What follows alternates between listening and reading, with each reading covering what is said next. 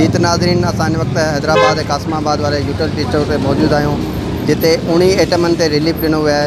अचो त हितां जा जेके अवाम आहे उन खां पुछंदासीं त 19 आइटमनि ते जेका रिलीफ आहे उहो तव्हांखे हिन यूटिलिटी स्टोर तां मिले पियो या न पियो मिले।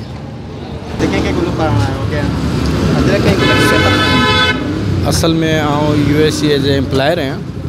असांजो कमु आहे आवाम जी ख़िदमत करणु ऐं अॼु जेके चीफ आया हुआ इब्तिदा करणु रमज़ान जे बारे में उन ई हवाले सां जेकी सेटिंग कईसीं उहो सामान वॾियूं महिरबानी। केॾी महिल आयो तव्हां? असां 3 बजे। 3 बजे तव्हां केॾी महिल सामान मिलियो? 4:30 बजे। शयूं मिलियूं आहिनि? सब मिलियूं। जेके ज़रूरतमंद हुयूं मिलियूं न। छा रेट? खंड मिली 68 रुपया, घी 170, ॿियो साबुण मिलियो सरफ 48 रुपया। खाली खंड ॾींदा या खाली खंड नथा ॾियूं।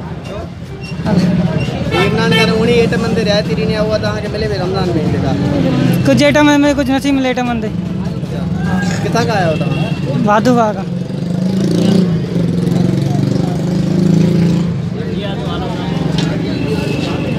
असांखे तक़रीबन अधु कलाकु थी वियो आहे हिते। जी जी हा। छा वठणु आहियो? घर जो राशन वठणु आया आहियूं, दाल वग़ैरह या घी वग़ैरह या चांवर या अटो वग़ैरह इहो सभु। पहिरें दफ़ा आयो या पहिरीं वठणु? न मां पहिरें चकर आयो आहियां। साईं हाणे ॾिसूं था, वञी ॾिसूं हाणे छा आहे अंदरि पोज़ीशन ख़बर ॾिसूं। हाणे हिते त रेट लिखाए पिया आहिनि दाल या 15 रुपया 10 रुपया। हाणे अंदरि वञी ॾिसूं त छा आहे छा न आहे, वञी ॾिसूं अंदरि। केतिरी तकलीफ़ थींदी आहे कलाक? साईं हिते ॾिसूं था लाइन लॻी पई, कोई काफ़ी माण्हू बीठा आहिनि, परेशान लॻा पिया आहिनि। त छा कयूं, महांगाई ॾाढी आहे, का ग़रीब माण्हू माना को बि रिस्पॉन्स न आहे, का हलवाल न आहे को बि। मार्केट जे रेट में तयारी रेट में केतिरो फ़र्क़ु आहे तव्हांखे? साईं मां उहा ई ॻाल्हि की तव्हां सां, त मां आयो आहियां फस्ट टाइम। हाणे ॾिसूं अंदरि वञी त मालूमात कयूं छा आहे छा न आहे, वरी ॿिए चकर नेक्स्ट टाइम तव्हांखे चओ ॿुधाइबो वारी ॻाल्हि। जी जी हा इंशाल्लाह। अधिक केतिरे टाइम खां तव्हां हिते बीठल आहियो ऐं तव्हांखे शयूं मिलनि थियूं सस्तियूं मिलनि या? असांखे 70 रुपया किलो खंड ॾींदा था, रुपयो बि घटि कोन था कनि। 70 रुपया किलो खंड ॾींदा।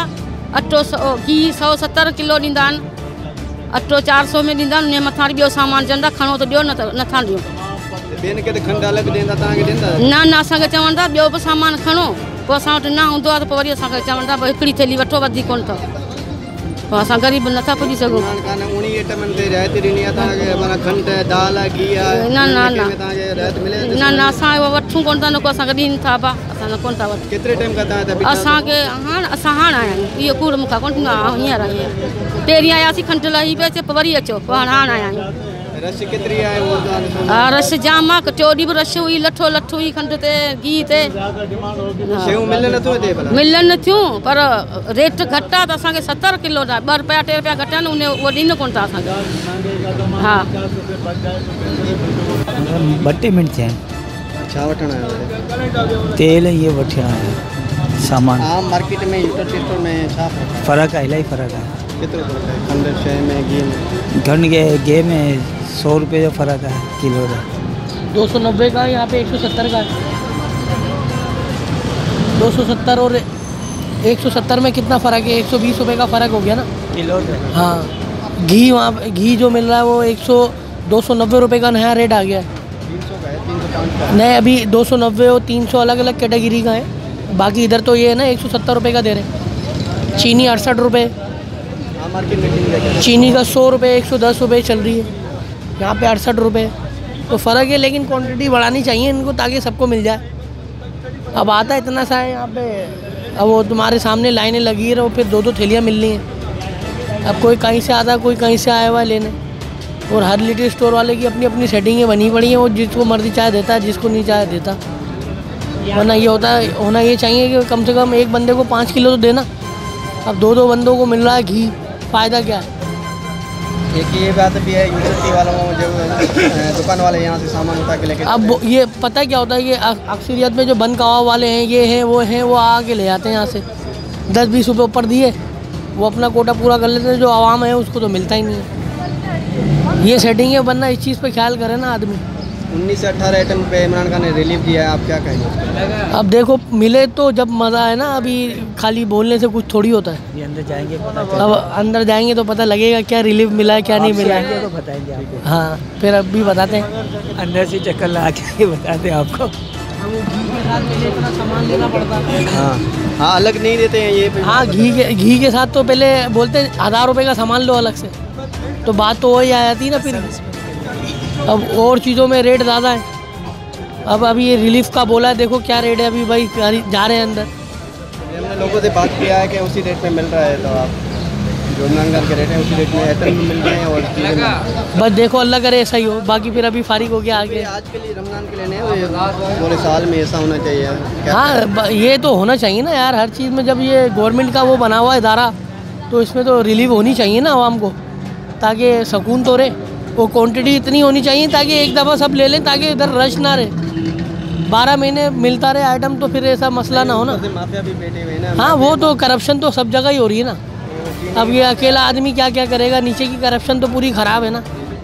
अब बाकी अल्लाह नेक हिदायत दे सबको, हमें भी दे, सबको भी दे, आवाम को भी दे। हाँ अदा बेहतरीन आहे, आवाम जे रिलीफ जे लाइ बेहतरीन आहे, बेहतरीन इक़दाम आहे। इहो हुअणु खपे, हमेशह जे लाइ हुअणु खपे, न सिर्फ़ु रमज़ान शरीफ़ में पर हमेशह जे लाइ 12 ई महीना इहो पैकेज आम माण्हू लाइ हुअणु खपे, ग़रीब माण्हू लाइ हुअणु खपे। बेहतरीन शइ आहे, बेहतरीन इक़दाम आहे। असां हिनखे सारायूं था दिलि व जान सां। तमामु सुठो कयो आहे इमरान ख़ान, वधीक रिलीफ ॾिनो अथसि, ऐं अॻिते बि असांखे उमेदु आहे त इमरान ख़ान वधीक रिलीफ ॾींदो रहंदो असांखे। आवाम खे पूरी शयूं उहे मिलनि थियूं हिते? हर शइ मिले थी, मार्केट जेका बि अवेलेबल आहे दुकान ते सा मिले थी, हर शइ आहे, हर शइ आहे। अलबत्ता खंड जो बहिरान थी वेंदो आहे, अटे जो थी वेंदो आहे हिते बहिरान, छो जो आम माण्हू खंड ऐं अटो उनजे करे जेको आहे हिते उनजी शार्टेज थींदी आहे, खंड जी बि शार्टेज थींदी आहे ऐं अटे जी बि थींदी आहे। जीअं ई ईंदो आहे, मां त ईंदो रहंदो आहियां, ॾिसंदो रहंदो आहियां, वठंदो रहंदो आहियां। 1975 खां वठी मां यूटिलिटी तां सामान वठां थो, आम दुकाननि तां मां ज़्यादातर न वठंदो आहियां। लाचार ॿी ॻाल्हि आहे, न त मां हितां वठंदो रहंदो आहियां। पोइ मां ॾिसंदो आहियां ट्रक जी बीहंदी आहे, माण्हू अची वेंदा आहिनि, खंड ओॾीमहिल ई ख़तमु थी वेंदी आहे, अटो बि ओॾीमहिल ख़तमु थी वेंदो आहे। बाक़ी ॿियूं शयूं त रखियूं आहिनि हर वक़्तु 24 आवर्स, जॾहिं बि अचो अची वठो। महीने जा 3 ॾींहं ॿियूं शयूं कयूं आहिनि, माण्हू वठंदो थो रहे ऐं हितां वठे, आम माण्हू बि हितां वठे, बजाए आम दुकाननि ते वठण जे हितां वठनि। हिते एक्सपायर डेट जो बि आहे, एक्सपायर डेट वारी बि शइ हिते कान थी मिले। आम दुकाननि ते एक्सपायर डेट खे बि नथो ॾिठो वञे, डेट गुज़रे वियल शयूं बि उतां माण्हू वठनि था। मां त माण्हुनि खे इहो ई चवंदुसि त हितां वठो, यूटिलिटी तां वठो, गवर्नमेंट खे कुझु रिलीफ मिलंदो, कुझु असांखे रिलीफ मिलंदो। असांजे लाइ वधीक गवर्नमेंट कमाईंदी त असांजे लाइ वधीक रिलीफ पैदा थींदा। मुंहिंजी त इहा ई आहे, आम माण्हू खे मां इहा ई गुज़ारिश कंदुसि त यूटिलिटी तां सामान वठो बनिस्बत आम दुकाननि खां, ऐं असांखे तकलीफ़ कंहिं बि क़िस्म जी यूटिलिटी तां कान थी मिले। जेका शइ अवेलेबल आहे सा असांखे मिले ऐं रिआयत सां मिले थी। आम माण्हू जेको अचे थो ग़रीब, हुनखे खंड अलॻि सां कोन था ॾियनि, कंहिंखे खंड जी ज़रूरत आहे त सही। हाणे ॻाल्हि इहा आहे त न खंड, पहिरीं ॻाल्हि इहा दादा, मां त खंड जो मुखालिफ़ आहियां। हक़ीक़त में मां खंड इस्तेमालु बि कोन कंदो आहियां, कॾहिं कॾहिं क़िस्मत सां। मां आम माण्हू खे बि इहो चवंदुसि बाबा खंड खां बचो, हिकिड़ो डायबिटिक जो पेशेंट माण्हू तमामु घणो थी वियो आहे, जो खंड खां बचो। ज़रूरी न आहे खंड खाइण, भला छो था एतिरी माण्हू खंड वापराइनि, न वापराइनि, घटि वापराइनि त बहितर आहे। भला इहो आहे जेका खंड जी डिमांड घणी आहे, अचे थी, जेका बि सां ख़तमु थी वञे हली। इमरान ख़ान चीनी माफ़िया वारनि में हथ में दुआ आहे, तमामु सुठो कयो अथसि, तमामु सुठो कयो अथसि। मां चवंदुसि हिन जेके बि माफ़िया आहिनि, खंड माफ़िया हुजे, तव्हांजो जेको बि माफ़िया आहे XYZ, सभिनी खे कारो पाणी ॾेखारे। सुकल दुबण ॿुधी अथई, हिकिड़ी थींदी आहे दुबण, ॿी सुकी दुबण, हिननि खे सुकी दुबण में गोता खाराए। जेके बि करप्ट माण्हू आहिनि, अलफ़ खां वठी ये ताईं, कंहिंखे बि न छॾे। पाकिस्तान जो ग़रीब ऐं ग़यूर आवाम इमरान ख़ान सां गॾु आहे ऐं गॾु रहंदो। तमामु जेको आहे ॿियारे गोलियूं लॻाइनि। असांजी त इहा ख़्वाहिश आहे, जेके बि करप्ट माण्हू आहिनि, A खां वठी Z ताईं, नवाज़ शरीफ़ खां वठी पंहिंजो ज़रदारीअ ताईं, सभिनी खे लाइन में ॿियारे गोली लॻाए। उन्हनि मुल्क जो खानो ख़राबु करे छॾियो आहे, तबाह थी वियो आहे असांजो मुल्क। अमीरनि जा पुट बिलावल भुट्टो पैदा ई न थियो आहे त जेको आहे अरबनि पतियुनि जो मालिक, ऐं असांजा ॿार जेको आहे कर्ज़दार, असां कर्ज़दार। पाकिस्तान जो अवाम असां शोहरस, यानी हक़ु असांजो, असां कर्ज़दार, ऐं बिलावल ऐं जेको आहे ॿिया जेके बि आहिनि नवाज़ लीग जी पार्टी जा जेके बि छोकिरा आहिनि, सभु अमीर अरबपति, सभु जेको आहे ॿाहिरि भॼी वेंदा हलिया, असांखे हिते छॾे। असांखे खपे त हिननि जो एहतिसाब कयूं, ॿियारे गोलियूं हणूं। अवाम खे खपे त ॿियारे हिननि खे गोलियूं हणनि, छो जो चोर में चोर आहिनि, धाड़ियल आहिनि, गुंडा आहिनि। मूं वटि अल्फाज़ न आहिनि जो मां हिननि राशि माण्हुनि जे लाइ मां अल्फाज़ इस्तेमालु करे सघां। तमामु जेको आहे सो बेकार माण्हू आहिनि। बार बार चवंदा असांखे वरी हुकूमत ॾियो, असां वरी उनखे बहितरीन उन्हनि जो को बि हक़ु कोन्हे पाकिस्तान में, इन्हनि माण्हुनि जो को बि हक़ु कोन्हे, करप्ट माण्हुनि जो को बि हक़ु कोन्हे पाकिस्तान में, पाकिस्तान जी हुकूमत करण में उन्हनि को बि हक़ु कोन्हे को उन्हनि खे। न को ज़रदारी खे हक़ु आहे, न को बिलावल खे हक़ु आहे, न को नवाज़ शरीफ़ खे हक़ु आहे, न को नवाज़ शरीफ़ जे ख़ानदान खे हक़ु आहे। हिते हक़ु सिर्फ़ु इमरान ख़ान जो ऐं असां माण्हुनि जा जेको आहे असांजो मरणो बि हिते आहे, जीअणो बि हिते आहे, रहणो बि हिते आहे। असां माण्हुनि जो पाकिस्तान आहे, असां माण्हुनि जो हक़ु आहे। हुननि करप्ट माण्हुनि जो को बि हक़ु कोन्हे पाकिस्तान में, न को रहण जो, न को हुकूमत करण जो। ऐं हुननि खे हुकूमत ॾिनी बि न वञे। मां आम माण्हुनि खे गुज़ारिश कंदुसि त जेको आहे वधि में वधि अक्सरियत सां वोट इमरान ख़ान खे ॾेई उनखे खणी अचनि त जीअं आइन में तब्दीली करे हिननि खे जेको आहे सख़्तु खां सख़्तु सज़ाऊं ॾे। जेतिरे नाज़रीन तव्हां आवाम जो ॻाल्हियूं ॿुधियूं, उन्हनि जो चवणु आहे त असांखे इहो शयूं जेके इमरान ख़ान 19 एटमनि ते रिलीफ ॾिनो आहे बिल्कुलु उहो अॼु असांखे मिलनि पियो, पर लेकिन उन्हनि जी क्वांटिटी बिल्कुलु घटि आहे। ऐं हिते तव्हां रश ॾिसी सघो था केतिरी रश आहे, त जेके बि माण्हू आहिनि उहे ॿ टे थेला अटे जूं थेलियूं खणी पिया वञनि। ऐं पोइ हिते जेके लाइन में बीठल, कतार में बीठल जेके सुबुह खां जेके अचनि था उहे 3-4-5 कलाक लाइन में बीहनि था, लास्ट में वञनि था त उन्हनि खे उहे शयूं नथियूं मिलनि।